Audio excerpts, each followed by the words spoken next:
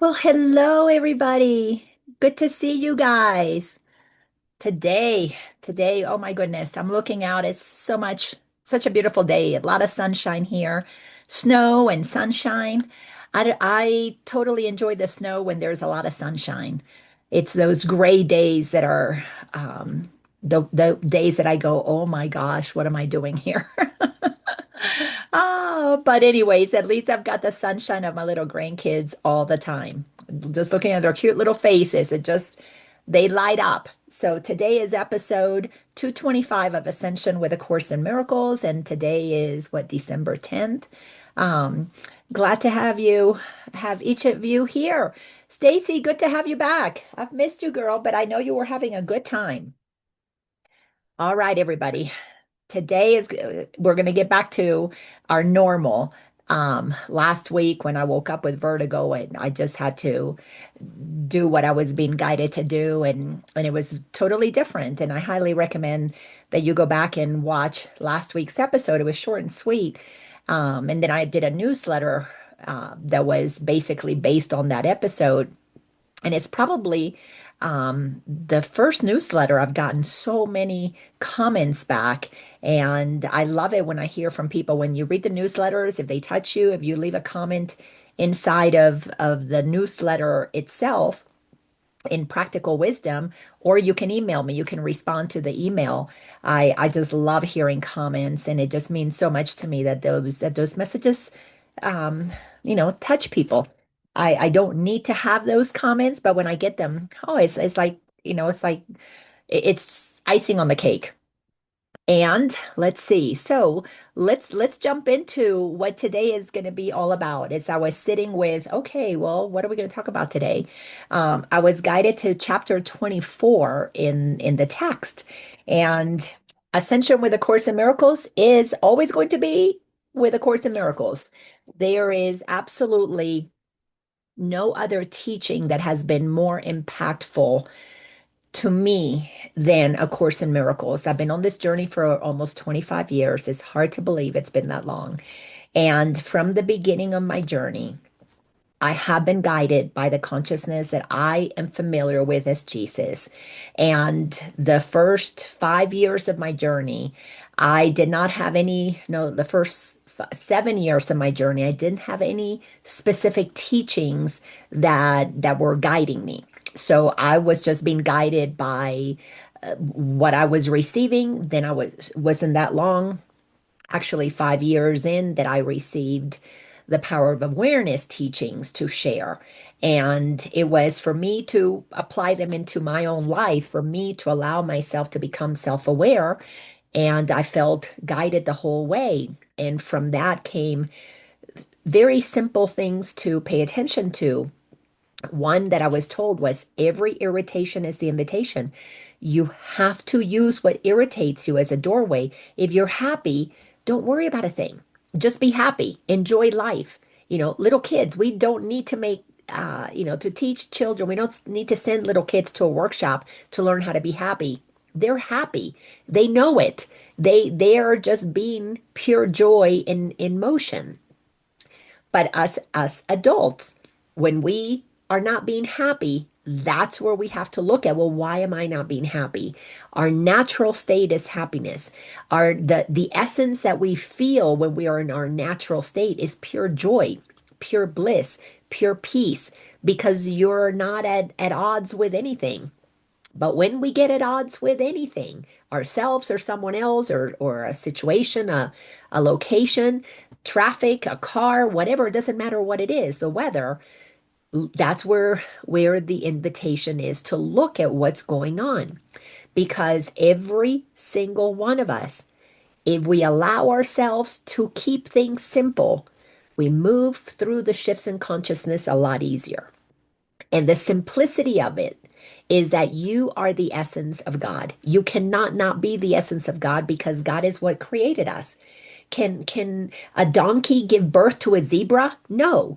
Can a rhinoceros give birth to a fox? No. And the reason I'm using animals, I was just playing jungle blocks with my grandchildren, so we were playing with these animals. So it's very simple. You're not going to see flowers putting out kitty cats. It's not going to happen. So God creates gods. Every single one of us is a god. We are absolutely the essence of what God is. When I started this journey, one of my biggest, well, the fear that sent me on this journey was the fear of death. And it wasn't so much that I was afraid of the dying part. I was afraid of what came after death, which I had been taught was hell. And that journey, and I'm so grateful every day that I received the guidance of Jesus that was basically letting me know there is no hell. And I would be like, what do you mean there's no hell? The Catholic Church told me there's hell. Grandma told me there's hell. Of course there is hell. And I'm arguing with Jesus, and Jesus is telling me, no, there isn't. And I'm sitting there and not only in my arrogance, thinking I knew better, but in my ignorance of the truth, which is one of the things that we have to get comfortable with. Every one of us that is not operating from the truth of who we are is ignorant of truth and arrogant because we're defending our misperceptions. We're defending our partial truth. And that is what the ego is all about. So the simplicity of this journey is that as the essence of God that we are made of, we have that life force pulsing inside each and every one of us. If your physical body is experiencing aliveness, the aliveness, what ends when aliveness leaves is that the body collapses. It has nothing to animate it. So what animates the body? Well, it's life. It's aliveness. You can call it life force. That is the essence of God. When we understand, because your mind has to be trained into knowing what does life want to do? It wants to extend, it wants to expand, it wants to co-create, it wants to be in the presence of other beings that are expressing itself as that pure aliveness. But what happens when we are not in alignment with the truth of who we are? This is why we have to become self-aware. When we're not in alignment with what we are, as what we are, operating from that light, from that essence, from that joy, from that peace, when we're not doing that, then we got to look at then what else is going on. That's where we're going to be irritated. We're going to be aggravated. We're going to be unhappy. We're going to be miserable. Why? Because the ego is what blocks our awareness of what God is. It's that simple. It cannot be any other way. Now, it's not an easy thing to understand because the mind over millennia, meaning for thousands upon thousands of years that humanity has been on this planet, on this third rock from the sun, we have created beliefs, we have created ideas, we have created rules, laws, regulations that are completely opposite to the truth of God. So, and we have heard them said over and over again. They're in our school books, they're in our religious books, they're what we point to. We've made monuments, we've created these concepts that get handed down from generation to generation. I call them hand-me-down beliefs. We pass down these beliefs like my grandmother did to me. I mean, total fear of going to hell was, I'm going to credit pretty much those beliefs primarily to my grandmother. Yes, my dad was Catholic and he practiced not really not he wasn't a good example of Catholicism of being a good religious man. He was, drunk just about every day. So I didn't look to him as an example. But my grandmother, whom I loved and protected me and I adored and I was constantly, her little shadow, I listened to everything she said. And everything she said to me was with so much love and tenderness that I trusted what came out of her mouth. And what came out of her mouth was what she was listening to in church, what she was being indoctrinated with. And because she went to church and I saw her as an upstanding person, I believed it. So those beliefs that she handed down to me, then I took them in as this is the truth. But as a child, I never questioned, does my grandmother know what she's talking about? Does the church know what they're talking about? A few times that I questioned the church because I went to Catholic schools with nuns and all that good stuff. And I questioned what the nuns were telling me. I got sent to the Mother Superior's office. Did anybody here ever went to Mother Superior's office? She had a long ruler. I got paddled a few times because I didn't believe what she was saying. Some of the stuff that I was being taught in church, it did not make sense, especially because I had a mother who was atheist. So I've got, a Catholic upbringing and atheist mother. And welcome to those of you who just arrived. I'm so glad to see you here. So my mom would tell me, no, don't believe what you're being taught. So I've got my grandmother, and we lived in close proximity. We lived on my grandmother's property when we were in the Dominican. So there was my grandmother's house, my mom's house, relatives, friends, everybody. We lived in a tight little community, so we were all connected. But my mother would tell me, no, don't believe anything your grandmother tells you. And I'm trusting my grandmother, whom I adore. I trust my mother, whom I adore. And I grew up with permission to question because I grew up confused. A simple example that I'll give you. I'm hearing in church that Mary was a virgin and Jesus was born from a virgin, and that this is the story, and that I'm supposed to believe this story. And I come home and my mom tells me, no, that's made up. The real story is that Joseph was in love with Mary and Mary got knocked up.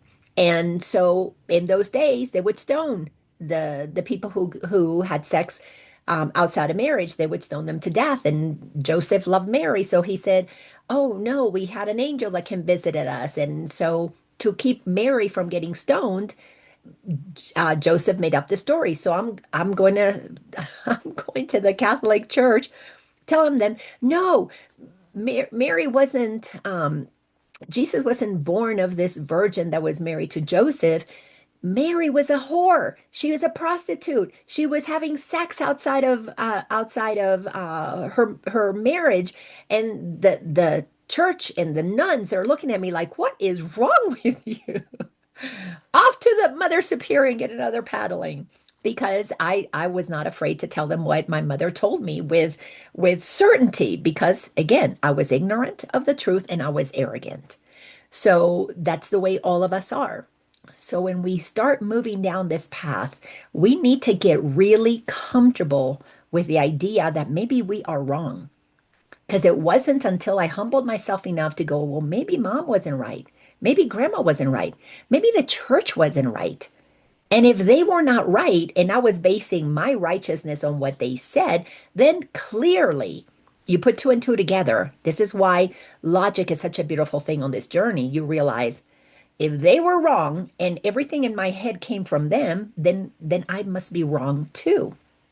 That allows for a humbleness that makes us open-minded. Course in Miracles then came into my life about 10 years into my spiritual journey, where I began to really understand what I had been guided with.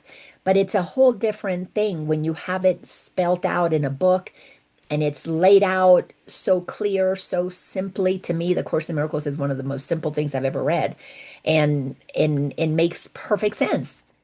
That I began to make the decision, well, if I really trust the course, then let me accept every word that is written here. Everything that it says, I am going to take it at face value. I am going to accept that this is the truth that I need to adjust to. Not that I'm going to take what I like from the course, take bits and pieces and add them into my repertoire of spiritual knowledge, but rather I am going to be very honest about what does the course say. That is the truth. That sets the standard I need to adjust to. The world is in incredible chaos right now, rightfully so, because the bulk of humanity for millennia, we have been operating as if we know what's true. Granted, we've been operating with misinformation. We've been operating with hand-me-down beliefs that are not true. So we're at a time that we need to make a choice, because it's a point in time for for either you're going to expand or you're going to stay at the same level that you've been at, possibly even contract. Everybody has free will to either ascend on this beautiful staircase of expansion. I do a spiral, and a spiral helps us have a visual that when we drop down into the lowest realms of consciousness, we really contract. When you're ignorant and arrogant and you don't have a whole lot of information, you're pretty contracted. You're going to make decisions that are going to be based on what your ego wants to get out of your experience. Meaning that if you have blocked God's truth, if you have blocked the truth that you are a powerful creator and you're listening to the ego that you're a victim of circumstances, that you're not good enough, that you're not lovable enough, you're going to contract. And what happens in that contraction, because it's difficult to stay depressed for a long period of time, unless that is just part of your path, what we tend to do is we become a bully. So we push that energy out on somebody else. So if I have been victimized, well, then when I become a parent, I'm going to victimize my kids. My parents did it to me, well, I'm going to do it to you. If you have been lied to, and that lie really affected you, let's say, you've been lied to about who you are, or what your life circumstances are, and you believe, grow up not knowing the truth of who you are, then you're going to be comfortable lying to others, because that is what we do. The victim takes on this sense of contraction, and then it feels a little bit better when it projects it on another as a bully. The best example that we can take is child abuse. If you were abused by your parents, you're going to become an abuser of your children or other children. It's going to happen. It doesn't mean that it's going to be the same thing. If you were physically abused, sexually abused, emotionally abused, it doesn't mean you will do the same thing to others, but you will definitely do something similar. Meaning, let's say you were physically abused, you may not beat your children, but you're going to pass on to them ideas and beliefs about why they should be afraid because you were hurt. We grow up hearing danger, stranger danger, don't talk to strangers. Well, that's a form of abuse. That's a form of bullying, because you're letting that child believe that they don't have the power of discernment. And granted, as a child, you really don't have the ability, because you haven't lived long enough on this physical plane to understand those things. But the message that is sent is what becomes the abuse, basically saying you're not capable, you're not smart enough, you're stupid. Instead of, okay, there are people in this world who are not going to be as kind or as gentle. That's a fact. In a world run by ego, egos are not gentle, egos are not kind, egos are not nice. But because we share this information from an egoic perspective, we turn the whole world into people who operate in a state of fear. And we perpetuate fear. That's what abuse is all about, because we're not tapping into the place within us that is where peace resides, where knowingness decides, where our ability to tap into God's voice, as the Course calls it, the Holy Spirit, and tap into discernment. We're not trained into tapping into discernment. Therefore, we are trained into believing hand-me-down beliefs, which are egoic in nature. And because they are of the ego, they're going to be based in fear. Oh, sorry about that. Didn't realize I had an alarm on. So we have to get really clear that we have to understand what the beliefs are that we have, where these beliefs are coming from, and make certain that we understand what is of God's and what is of the egos. We are at a time where we got what, 8 billion people on the planet, mostly operating from ego. That creates a lot of chaos. That creates a whole lot of opportunities for growth. And we're at the point where we have to make a decision. Are we going to expand? Humanity is either going to evolve to the next level. That's what Ascension is all about. I call this a course or Ascension with A Course in Miracles because the course can help us understand where are we. It is an opportunity to become really honest. Where are you on your journey? Are you loving or are you in fear? Do you love 10% and you're in fear 90%? You got to get honest about that. You got to take an inventory of how you treat yourself and others. Are you 80% loving? Well, there's still 20% ego. We still have to address that. It may not be as powerful, but it's still there. You need to become honest about when ego gets activated. Anybody that you're judging, are you projecting judgment on anybody? Do you think you're better than anybody? Then ego is present. The opportunity for humanity to move to another level of evolution and to evolve. If you think of the word evolve, it, to evolve, let me see. Let me get a big marker so I can write this down because this will make more sense if I actually give you a visual. So to evolve. You see that? When we look at the word evolve, it is basically, if you cut it in half, love is in the word, just backwards. So if we take LOVE, what is going on here? Evolution is to return to love or to deny it if you're not aware that evolution is an opportunity to expand into more love.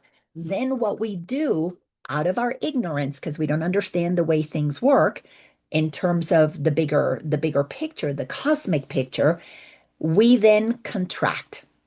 Now, some people are going to be able to sustain wherever they're at. Others are going to contract and devolve. But that there's nothing wrong with that because we're eternal beings. And that is probably one of the most incredible things that I have learned thanks to the course. You can't get this wrong. You're an eternal being. You cannot get anything wrong.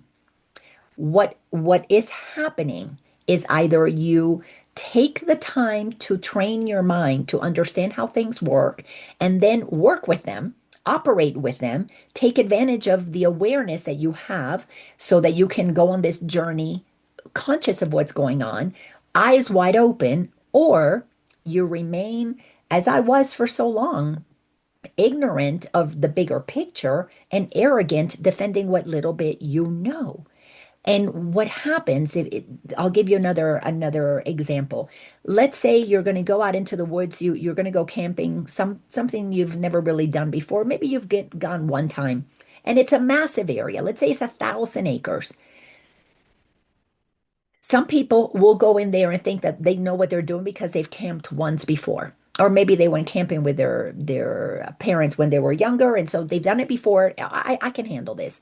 They go buy all the gear and they go into the woods, but they've never been into that area before. They have no idea what the animals are like there. They have no idea what the plants. They have no idea that they're going to meet water and that it may be fast moving or that maybe they're not paying attention to that there's a storm brewing. So lots of us enter into this life experience without any awareness, without a roadmap, without understanding of what could happen. But because we are who we are, because the ego thinks it knows it all, we become sloppy in the way things are done. Becoming aware of who you are and acknowledging your power, acknowledging that you have access to incredible guidance is the most incredible gift you can give yourself, but you have to become humble to do that.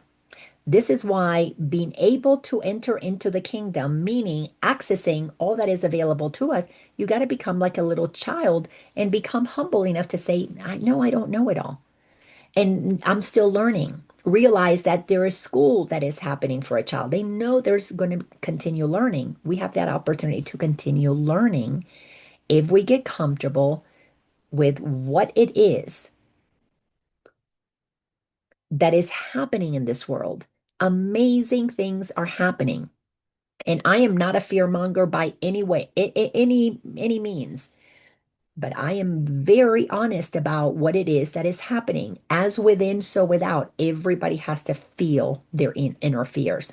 Everybody has to look at the ways that we agreed with hand-me-down beliefs to contract, to make us less than, to make us feel, like we have to make our mark in the world, to have to prove ourselves, to be liars and cheaters and deceivers and judgmental people, think that we know better.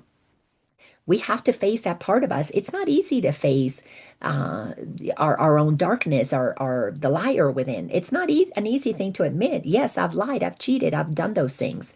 But man, what a relief when you do that, because what you begin to understand is that God doesn't judge us for doing that. God knows, okay, they have free will. They're going to go down there. They're going to forget who they are. And it's just the way that it is. But when they remember, I forgive them. They knew not what they were doing when they were in the trance of the ego. The section that we're going to look at in chapter 24 in the text, this is the title of that chapter is the goal of specialness. We have to understand that the ego survival is by being special. And in the specialness is because it doesn't want to accept what God has dictated is true about us is that we're all the same, that we're all equal, but we're all equal as the essence, as the life force that pulses in each and every one of us. We're equal in that we have access to God. We have access to all knowing. We have access to just, to all knowing. That there's no other way to say it. When you tap into God, you don't need to know everything because God knows everything. So you're listening to that voice that is guiding you. You open yourself up with the honest statement, I don't know what anything is for, but I know the one that knows. That's part of the humbling. I know the one that knows. God, what would you have me do? How do I navigate this? And then we allow ourselves to hear guidance. We allow ourselves to hear things that are said by others that provide ideas and solutions and options that maybe we would not have looked at before. But the ego is nothing more than the part of us that denies all of that. So it's not like the ego is a part in your body. You're not going to have ego surgery and remove it like you would, gallbladder or gallstones or whatever. You can't go in there and remove it. You have to train your mind to not use it. And to not use it is to not think with it, to not utilize that thought system. Ego is nothing but thoughts. They're crazy thoughts. And once you discover what, that's a crazy part of me, then you don't want to use those thoughts anymore because it's only going to lead you to more suffering, to more discomfort. This is why it requires an incredible amount of honesty to sort out our thoughts. So the thoughts of God, we are all equal, expressing differently. There's a respect for differences. All the different cultures, all the different ways that we look, all of those things are respected when you're aligned with God because you realize everybody is an expression of God, expressing in all the possible ways that God can express because God is infinite. Ego, on the other hand, is does not like this idea of being the same. We don't want to all be the same. But what it does is it selects what it thinks it wants to look like.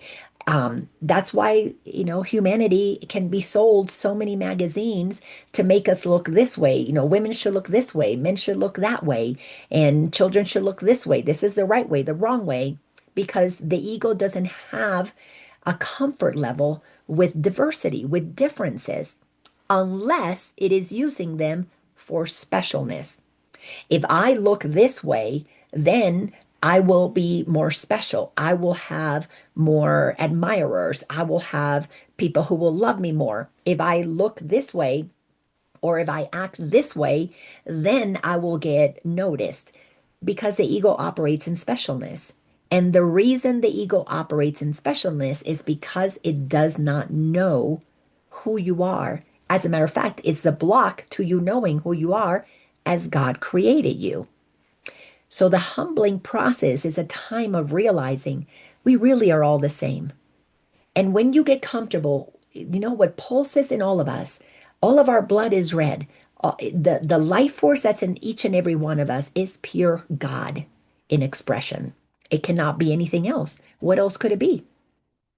So when you get comfortable with that, then you gain a respect for the differences. You gain a an appreciation that we all are looking different, that we all have different cultures, that we have different things that we like to cook. Then it becomes exciting to experience diversity. But to the ego, specialness pits people against each other. Well, this is my special group. That's your special group. If you're not in this group, then we're at battle, at odds with you. That is why humanity is so easily trained into two political teams, two or three or four, a few religions, mine versus yours, my country versus your country, my football team versus your football team, my gender versus your gender, because the ego has to be on one side or the other because it doesn't appreciate that we're all the same. It doesn't find what's common in all of us. It gravitates to what is different. So understanding this chapter is so key to your liberation because right now, as we stand, 2025, we happen to be in the month of December. We're closing one year and we're about to open another year. And the course is really clear. Are we going to keep doing the same thing, expecting different results? Or are we willing to really take a stand for what is not working and address what is not working and get to the why it's not working instead of picking a side and defending my side? It may not be working, but at least I'm right. You know, when I look at what's happening across the world, it's just absolutely amazing. I used to not be into politics until I got deep into spirituality, which is fascinating to me, absolutely fascinating. And the reason is because spirituality to me is understanding psychology. And as I began to understand my psychology and I began to use A Course in Miracles, which is really a book on psychology, it has spirituality, so it's a blend of spirituality and psychology, but it's mostly psychology. It's telling us how the ego is formed. That's pure psychology. It creates our identity. It creates our idea of who we are. Once I began to really understand my own psychology, then I could see it in other people. It's so easy to spot. Once you understand that we're either listening to the ego and we're contracted, these are the people who are either victims or bullies, or you're listening to God and you're expanded. These are the people who live and let live.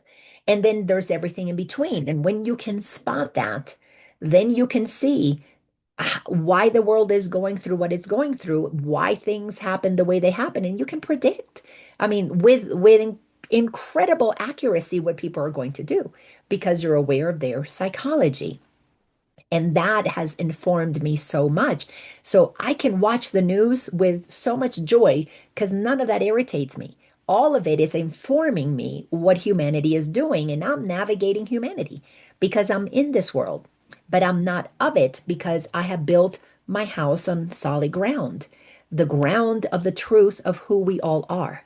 And when you build your house on solid ground, and you know that every single one of us is a child of God, we either remember it or we don't, then having compassion and the ability to forgive others for doing things while they're contracted and ignorant and arrogant, it just becomes so easy to love on everybody. I mean, I just look at these people who think that they're just heads of states or heads of corporations or heads of families. They think that they've got it all figured out. And I just watch them and I go, oh my gosh, so much call for love, so much insecurity, so much immaturity, so much arrogance, so much ignorance. It just allows my heart to just love on them. And the Course tells us when you understand what's going on, everything is either an expression of love. If you're happy and you know it, clap your hands. There's nothing you need to do. Or it's a call for love. The ego has taken over and you're ignorant. And in your ignorance, you're going to be arrogant and you're going to be defensive and you're going to be protecting what you think you know. The funnest people to be around are people who are curious because they're not trying to impose their idea on you. They're simply stating their opinion and they hear you say something different or you hear them say something different And then you can start getting curious. Oh, well, how did you come to that conclusion? What makes you believe that? Can you share with me, how you came to that understanding? I want to learn. I want to expand. Not that I need to agree with you, but why not stay open-minded and hear all the different ways in all the diverse ways that the one source is expressing itself. How fun is that? To me, it's fun. So in chapter 24, the goal of specialness, let's look at the introduction here. I have my little note, notepad so I can keep up with where I am. Paragraph number 1, this is in the introduction. Forget not that the motivation for this course is the attainment and the keeping of the state of peace. That's it. Do not do the course thinking you're going to get rich or you're going to get, all kinds of things. You're going to become a saint. You're going to have a halo. That's not what the course is all about. The course is to teach you to gain a state of peace. This is the peace that passes all understanding. Once you begin to sit inside of that very peaceful place, you are sitting in the seat of your soul. You are aligning with who you really are, the powerful you, the one who can get through anything, the one who has access to the one who knows everything. So the entire motivation that you should have is to get to peace. And there are so many different places, the course tells you, once you reach peace, what else would you want? But to the ego, what? Oh, well, I want money and I want status and I want lovers and I want, fancy things and shiny things and more stuff. So that the more I accumulate, then I can live up to that saying that Americans are so fond of, at least it was when I was growing up, that he who dies with the most toys wins. That's the ego. Accumulate. Let me have. If I've got all this stuff, I win the game. But that's not the way that this is. When you move down this journey, it's he who lets go of the most and still realizes that everything that they could possibly need or want or desire is already within them is the one who wins. And not wins as in good or bad, but it's the one who ascends to the next level of the game.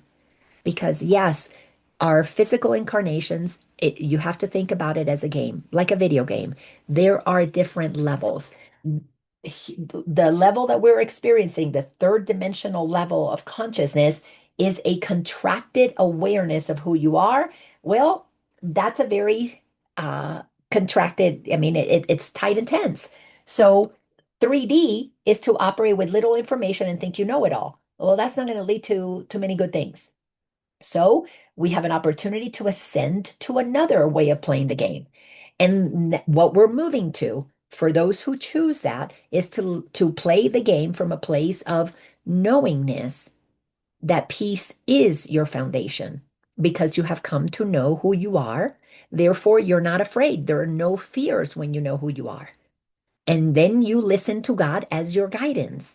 And if you are listening to the creator of all that is, the creator of this universe and all the universes of everything, don't you think that one knows better than you? How many of us have put a planet in orbit? I haven't, let alone a galaxy, let alone a universe. And I think I know better than the one who put all of this into motion. Again, that's why we have to go through a humbling process. But the motivation of this course is to get us to be peaceful enough so you silence the voice of the ego and you can begin to listen, to hear. I wasn't very good at that. I was really good at talking. I was not good at listening because when you think you know it all, you're busy talking. You're busy talking. You're sucking the air out of every room you walk into. But when you know the truth of who you are, you're peaceful. You can listen. It's just fascinating. Sentence 2, given this state of mind is quiet, peace is quiet, and the condition in which God is remembered is attained. Without a quiet mind, without a listening, you cannot attain that remembering of who you are, because that's what this whole journey is about. You're remembering the truth of who you are. Sentence 3, it is not necessary to tell him what to do. You don't tell God what to do. Yeah, in typical religion, we're told, "Oh, tell God, send me the rain. Tell God, send me, the a new job. God, send me healing." We've been conditioned to put God outside of us and tell him what to do. Bring this to me and then I'll be happy. But if you do this work, you train your mind and you're motivated by peace more than anything else, you will attain a quietness in your mind that will allow you to listen to God. Sentence four, he will not fail. He knows what to do. Again, it created everything. Where he can enter, there he is already. Listen to that statement. Where he can enter, there he is already. Can you imagine when you get comfortable with this, where he can enter, meaning you have to say, it's okay, God, I want to hear you. There it is already. Why? Because the life force that animates your physical being is what God is. So what we are doing is quieting our mind enough to accept that God is already in us. It is already there. We're accepting the power that has been in us all along, but the ego convinced us to go look for it outside of ourselves, to go searching out there to become somebody. That is what has created all the noise in the head that blocks us from remembering what is already within. It's just so beautiful. It's already within us. God is already there. Sentence six, and can it be he cannot enter where he wills to be? Can you keep God out, the creator of all that is? Can you keep it out? I mean, how immature, right? I used to think, "Oh, God's not inside of me. I didn't want God inside of me because I didn't like God. God was reminded me of my father, angry out there on a cloud, deciding if I was naughty or nice, pretty much like Santa Claus. But when it says, can it be that he cannot enter where he wills to be? If he willed me into existence, it's already in me. If I'm living, every breath that I'm taking, every ounce of life that is pulsing in me, it's already there. So we're making peace with what is already within us. That is the thing that's going to lead us out of the insanity that we have been in, which is such a fascinating contradiction that we're coming inside to find the peace that we've always had so that we stop searching for what makes us crazy that's outside of us. Fascinating. Sentence seven, peace will be yours because it is his will. God wants us to be peaceful. God wants us to be happy because God created us that way. Can you believe a shadow can hold back the will that holds the universe secure? Seriously, do we think a shadow, a sliver of darkness, which is what the ego is, misperceptions, miscreations, misinformation, do we think that that can hold back the creator of a universe of universes?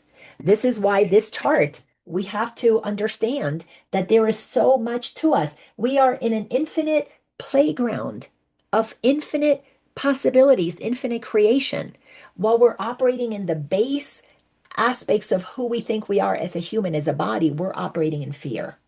We have to do the work. We got to look at those beliefs that form our lower chakras, our identity, our beliefs and ideas about how to navigate this world, which of separation and of specialness. So when we do that work and we look at those beliefs, all those hand-me-down beliefs, and begin to question them, then we can begin to expand ourselves because while we are listening to the ego, we're contracted. We're selfish. That's what it does. When we know that we're one with all that is, we are selfless. We do everything for the greater good because we're doing it for ourselves. We know we're one with all that is. When we listen to the ego, we're contracted, we're selfish. I'm taking care of me. It's my job. It's my money. It's my retirement. It's my house. It's my this. It's my that. Mine. That level of specialness keeps us from really being able to connect to other people.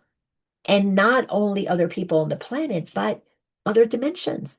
We're not the only game in town. There are, God is infinite. So if there are universes upon universes, then there's life everywhere. Why? Because God is the essence of life, and life has been expressed and extended in infinite ways everywhere. Everywhere. So we got to move out of the ignorance of the more that there is and the arrogance that we are like the smartest. If we were the smartest, would we be treating each other the way that we treat each other? It's wild how arrogant the ego gets. And again, I'm talking about me. Sentence 9. God does not wait upon illusions to let him be himself. No more his son. You are who you are as God created you, even if you deny it. I had no idea. I had lived, 40 plus years of my life denying all the goodness that was in me, but yet trying to pretend that I was, this smart person or this, helpful person. I had no idea of the magnificence of who I was. I was constantly trying to become more perfect. I was constantly trying to do things, to look a certain way, to acquire, to achieve, so that I could become somebody. And yet all along, I just was. We are. Cannot not be what God created us to be. Sentence 12. And what illusion that idly seems to drift between them has the power to defeat what is their will.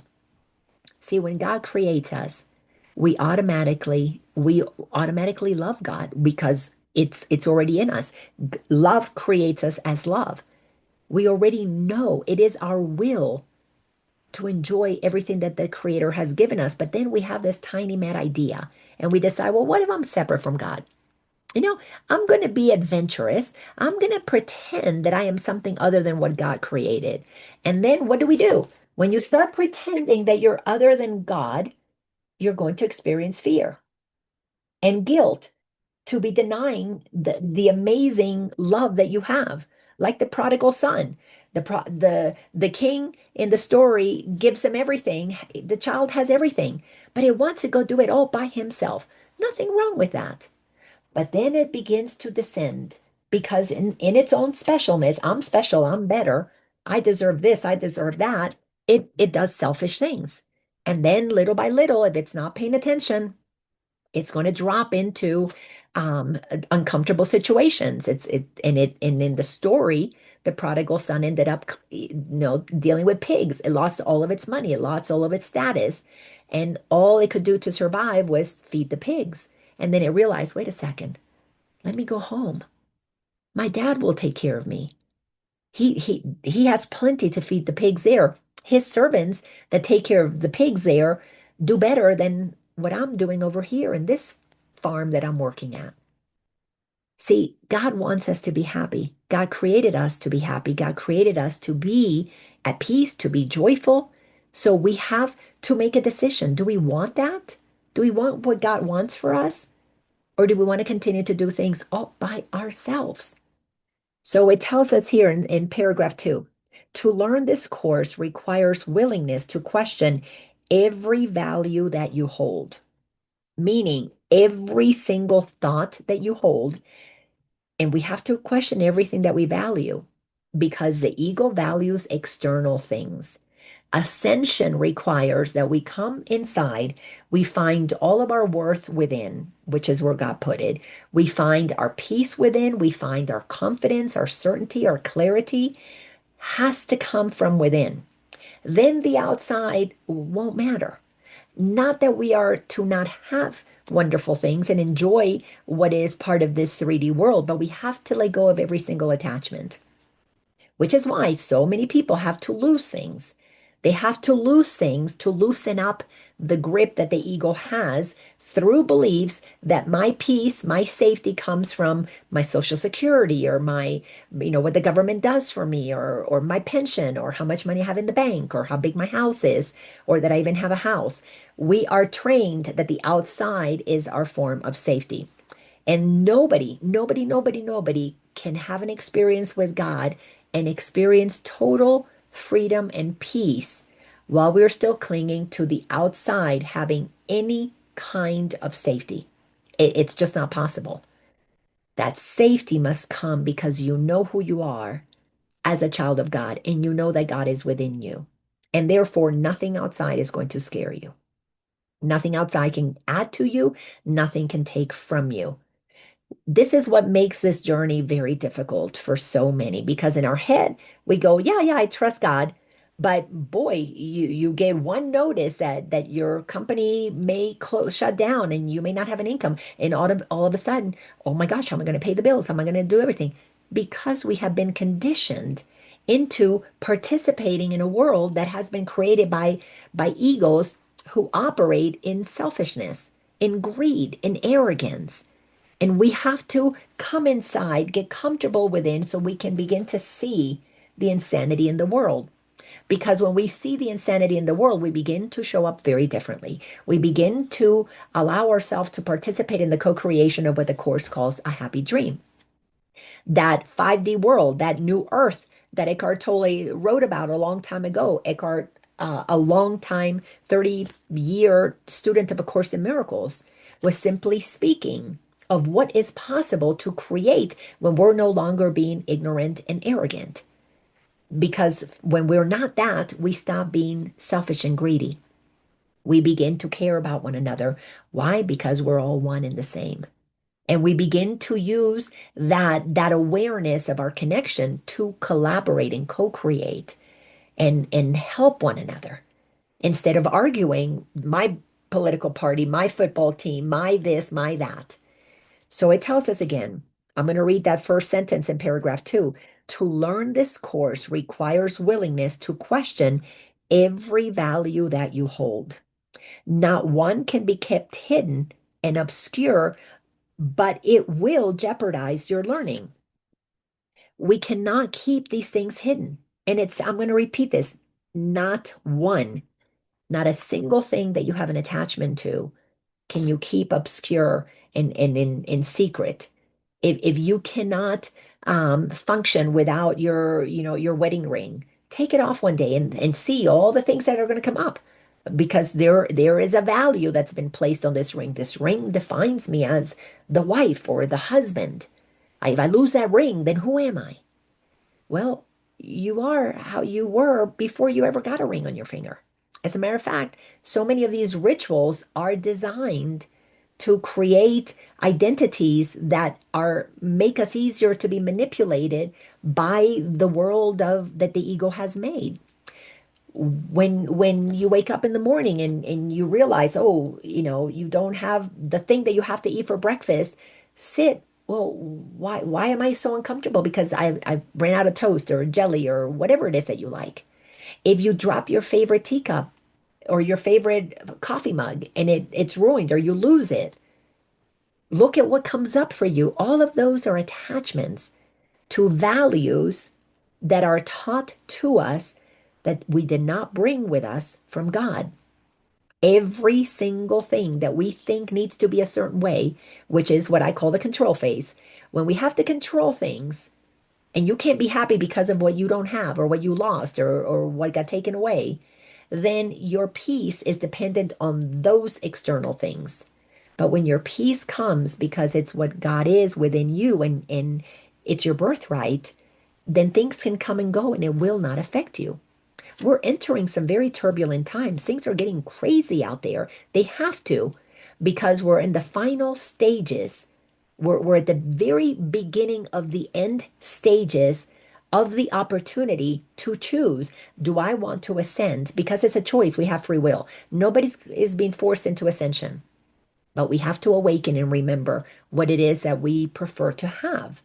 So here it tells us not one value that we hold can go unquestioned. If it does, it jeopardizes our learning. No belief is neutral. Everyone has the power to dictate each decision that you make. Going back to losing, breaking your coffee mug or your favorite teacup. The decision that you will make when you lose that cup or when you break it, immediately, well, that whatever it is that I'm going to drink is not going to taste as good. The decision is already made. This is not going to work for me. The decision is made. I'm going to have a bad day because grandma gave me that cup and it's been in the family for 3 generations and I'm the one who broke it. Now I'm the bad person. You're going to make a decision that you're defined based on that coffee cup or a teacup that got broken. Or if it doesn't have that family sentimental value, you lost it and you're thinking, my gosh, I'm a klutz. I lose everything. I can't keep a hold of anything. You're making decisions. There is an incredible power that we have given to us by God to whatever we believe creates an experience, creates an impression within us. And every single belief must be brought into question and look at what does it attach you to? What is it that you value? If you can't walk out of your home and decide, you know what, I'm going to be just fine no matter what, and you go into fear. If you walk out, well, where am I going to go? What am I going to do? Then you really are in a perfect place to begin to see what are these things that I am valuing that hold me in such a small state of awareness, contracted state of awareness. Sentence 5 says, for a decision is a conclusion based on everything that you believe. A decision, I'm a klutz because I lost this cup, is a conclusion about everything you believe. So if you think that you're a klutz because you lost a coffee cup, or you're the failure in the family because you lost the teacup that's been in the family for 4 or 5 years. Again, I'm speaking of experience. I've had all these experiences happen to me. What we're concluding that we're a klutz, that we're not good enough, that we're a failure, is based on everything that we believe. So all those beliefs we picked up throughout our lives. You've heard it from your parents, your teachers, your preachers, the media, the government. You've heard it in conversations. People who lose things are klutz. Can't be trusted. All of a sudden, there are all kinds of beliefs that will come to the surface. That's why every irritation is an invitation to take an inventory of your ego's motivation, to look at everything that the ego is believing, to recognize what is it that I have decided that keeps me ignorant of what God knows is true about me, but it keeps me arrogant thinking I need to be right. It's just absolutely, it's amazing when you're willing to take this kind of an inventory. Sentence 6 says, it is the outcome of belief and follows it as surely as does suffering follow guilt and freedom, sinlessness. This sentence is so powerful. The the conclusion, the decisions that we make are the outcome of belief. It's whatever you're believing. Our beliefs create our reality. And it follows it as surely as does suffering follow guilt. Every single time we feel guilty, we're going to suffer. We're going to feel bad. And to not feel bad too long, then we've got to, it's like the game of hot potato. We got to throw it on somebody else. If I'm mad and I'm angry and I feel bad, then I'm going to have to project it on somebody else. I'm going to project it on the whatever person shows up in my experience. Whoever shows up on the news that I don't like, they're the problem because it's a denial of who I am. The ego does not want you to see that we have agreed to all kinds of beliefs that are not true. So then it gets projected on another person, and then we'll always have that guilt of judging others. It's going to be there until we clean it up. And the only way to clean it up is you have to do the work and free yourself from your ego. Because when you free yourself, you come and recognize your sinlessness, your perfection, your innocence has always been there because God created each and every one of us totally, completely innocent, sinless. There's not a blemish on any one of our souls, our spirits. But we take on an identity with the ego, and when we don't question it, because we didn't know to. That's why we got to go easy on ourselves. We didn't know to question those things. When we start questioning them, what are we questioning? All of the beliefs. All of the beliefs have an attachment to something that defines who we are, and that determines how we feel. But when you start questioning how you feel and then go backwards to what you were believing before you felt that, then you begin to see that your life experience has been run by beliefs, by ideas that you have that are not God's ideas about you. Waking up is the recognition that, okay, I have a choice to make. Am I going to trust God, the creator of everything? Or am I going to continue to trust my own little mind? And when you put it in that perspective, you gain a courage to begin to question everything that you believe. Why do you have to have that outfit? Why is your evening ruined if you don't wear that outfit? Why, if you get something spilt on you while you're out at the restaurant, is your now all of a sudden you're embarrassed? Oh, because you spilled some sauce on you. What are people going to think? That it all goes back to childhood.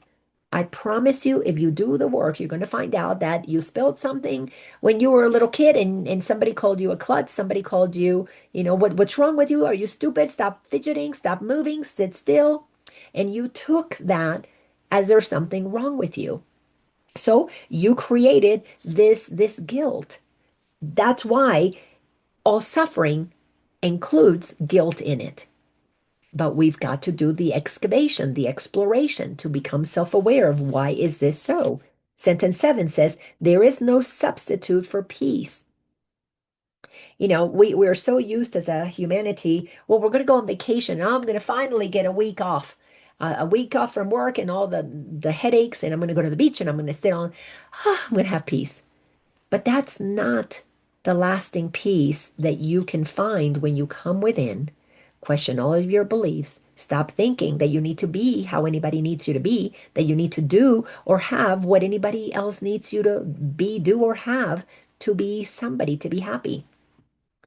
Peace is something that goes with you wherever you go. This is foundational to building your house on solid rock, your emotional house, your maturity is built on the foundation that peace is yours because God created you whole, perfect, complete, innocent. And so did God create everybody else.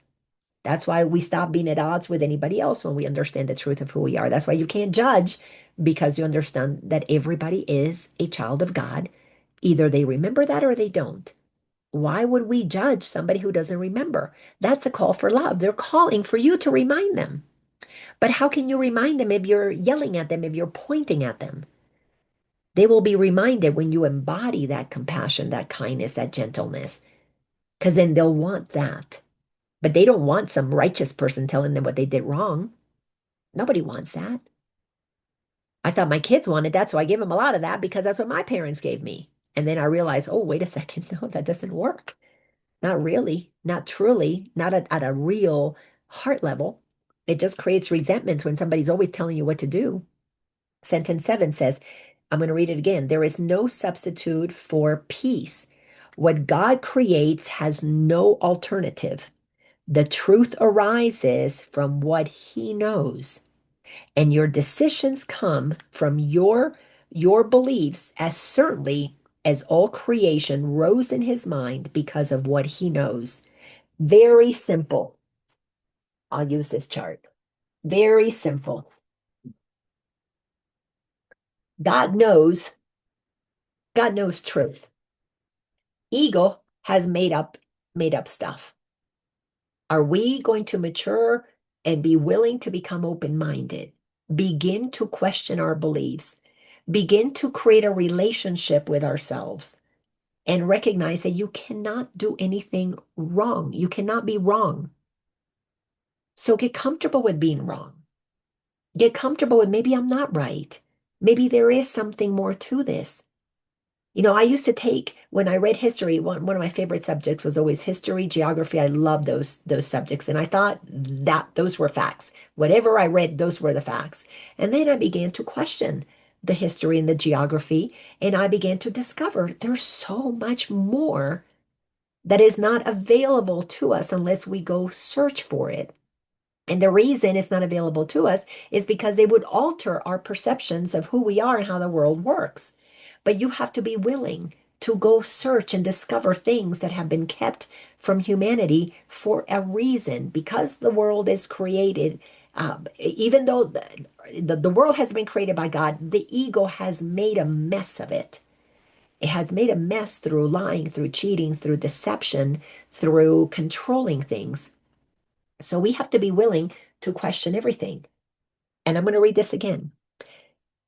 The truth arises from what God knows. When you accept that the course is true, and you decide, well, if God knows the truth, I'm going to read everything that is in the course that says this is what God says is true. You're perfect. You are whole. You are complete. You are innocent. It created everything to expand and extend the kingdom. So when I see contraction, when I see war, when I see fighting, it's very clear. Oh, ego's there. Ego's there. Ego's running the show. And when I listen to politicians, when I listen to religious people who, who have labels of positions higher up, archbishops, you know, priests or popes or whatever, I listen to what they're saying and I listen for God. And guess what? Most of the time, I don't hear God in them because I'm hearing their egos telling us how things need to be. Who's right? Who's wrong? Who has to win? Who has to lose? But did not create us to win or lose. There are no battles in creation because it's expansion, it's extension. There's more than enough. There's more than enough for everybody else. But we've got to move out of our own personal need to hoard and to have and to keep over here because another characteristic of a teacher of God is generosity. We don't know how to be generous because we're afraid that if we give it away, we're going to lose something. So our mindset has to be turned upside down. It has to flip 180 degrees, has to completely shift to recognize that abundance is not what comes to you from the outside. Abundance is what's in you and you're willing to share and to co-create with it. And yes, you create partnerships and we do things or we create art and we sell it and it creates, financial abundance, money. Yes, because we live in a world that is important now. It won't be important a couple hundred years from now. That's not going to be important at all because we're maturing. Those who are ascending and are moving to another game, we're going to play a game that is going to be very different. But until we get there, we got to look at what we've got. We're in the world, but we have to understand that we don't have to be of it. And as we begin to understand the truth of who we are, and we question things, but we keep it simple. Is it God's truth or is it made up by the ego? And it's made up by the ego because you can see that lots of people have different opinions. So how can it be true if there's all kinds of different opinions? But if it's consistent, no matter what, it will be God's truth. If you ground yourself on that, if you build your house on a foundation of God's truth, you're going to be able to navigate through all the rocky stuff that is coming because the world the ego has made is crumbling. It, Too many of us have awakened and we can see through the lies and the deception. When I watch the news and I look at the finger pointing, I just go, "Oh my goodness. We're not going to get to the bottom of this story because they're just blaming somebody else. We're good and you're bad. Look at what you did wrong and we know how to do it right." That's not going to help us co-create something new. That just keeps us at odds because the ego loves specialness. Its goal is specialness. I'm on this special side of victims. I'm on this special side of the bullies and the know-it-alls. And we have to move out of picking sides with the ego and come into the center where there is only one truth, and it is God's truth. And yes, for a while it's going to be uncomfortable because it's like we're taking thoughts that we thought determine who we were, and we're beginning to say, no, I'm not going to believe that thought anymore. Like last night in one of the classes, I said, you got to say, homie, won't don't play that game. You got to get comfortable with questioning everything that you believe and sorting it out. What does that value? If you value peace, you don't need to be right. You won't want to be right in an argument with an ego. You won't need to be right. This is why defenselessness is another characteristic. You don't need to defend your position because you recognize, all right, they're believing something that is with the ego. You can't reason with somebody who has been hijacked by their ego into righteousness. It's a it's a losing proposition. So you come to a place of peace. If you value peace, you let them be. This is why lots of relationships are going to end, lots of be they personal or uh, at work or neighbors, lots of people are going to move out of the life of one who begins to vibrate in frequency. Meaning, as you ascend and you become peaceful, you're not going to argue with people who like to argue to feel special, to feel important. And guess what? They're not going to want to invite you to the next Christmas party if you're not willing to argue with them or to side with their argument. So little by little, many beings who operate at that egoic level will fall out of your experience. They might still be there, but they're not going to be part of your day-to-day life because they don't get a charge from your peace, and you value your peace so much you're not willing to give it up. It's amazing what is happening. We're at a time where if we open up our eyes, we can make choices to co-create a whole new earth, a world that works for everybody, truly works for everybody, without sacrificing anybody. This world that the ego has made, that it requires that people be supported by those who are working hard and we're creating specialness. Well, you have a job and therefore you should pay for the taxes and the benefits of these people. That is the ego, pure and simple. Because when you know your worth, when you know your value, you don't need to take it from somebody else to be okay. As a matter of fact, you want to contribute to be part of what's of society. Doesn't mean that all of us don't have some moments where we could use a little help. God knows I needed time when I needed a little help. When I was getting divorced and I needed a place to stay, and I had a friend who took me in. It was just absolutely beautiful. My ego would have had crazy. You cannot accept somebody taking you. You're not going to live in somebody's bedroom. You had a beautiful house in the suburbs. You had, an amazing lifestyle. You had a lake house. You drove a foreign uh, sports car. How can you now all of a sudden be living in somebody's house? And in the basement, no less. Oh my gosh, I had to override my ego when my sweet friend said, "No, Lana, come stay here while you're getting your feet, grounded again, while you're deciding what your next steps are. You just got out of this situation in this marriage. Come stay here." What a loving thing for me to receive. They recognized that it was a call for love. And they were gentle with me while my ego was having a field day, beating me up for what I had just lost. And my ego wanted to tell me what a failure I was because of what I no longer had. This is why recognizing the material things that we have put so much value on is such an important part of this journey. And we don't all have to lose it to have that lesson, but we all have to face it at some point. Without a doubt, we all have to face it. Our value comes from how God created us. Accept that as your truth, and your life is going to change because then you're going to cultivate a relationship with your perfection, your wholeness, your magnificence, your holiness.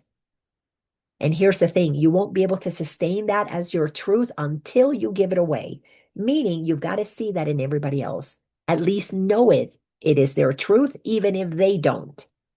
It's just such a beautiful Course in Miracles. I love it. Absolutely love it. Thank you all so much for being part of today, as this is episode, I think I've written that little note, episode 125. No, not 125, 225. And today is December the 10th. If you want previous episodes, go to my YouTube channel, Laina Orlando. If you want to be part of the community where we're diving into the Course in Miracles very deliberately, then join us in the Awareness Academy. I am here to help anybody understand the course because I love it and it's just my purpose. Till my last breath on this planet, I am here to help people navigate the course and embody it and live it because it just changes your life in a good way. So, all right, if anybody has anything you want to share, by all means, unmute yourself. Otherwise, I will see a bunch of you in the academy. All right, love you all. Hugs and kisses to everybody. Love you. Thank you, Laina. Bye, sweetie. Oh, cute haircut. Yeah. See you later, Natalia. Bye. Thank you.